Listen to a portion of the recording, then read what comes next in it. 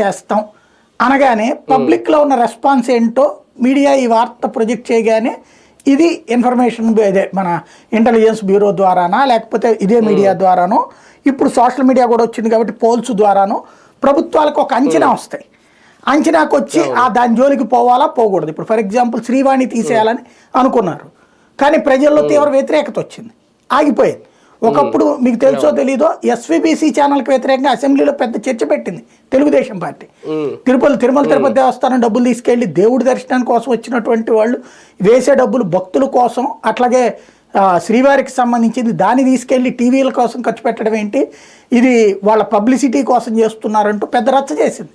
అది మేము వస్తే తీసేస్తామని కూడా ప్రకటించింది, కానీ ఈ రోజు వరకు తీలేదు, కంటిన్యూగా నడుస్తూ ఉంది కదా.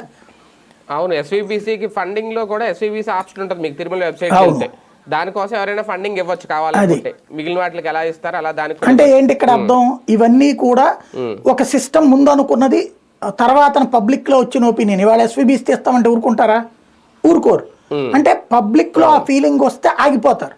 అట్లాంటి హింట్స్ గురించి పొలిటికల్ పార్టీల కార్యకర్తలకు బాగా తెలుసు.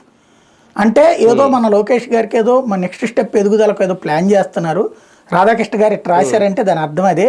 పవన్ కళ్యాణ్ ఏదో మన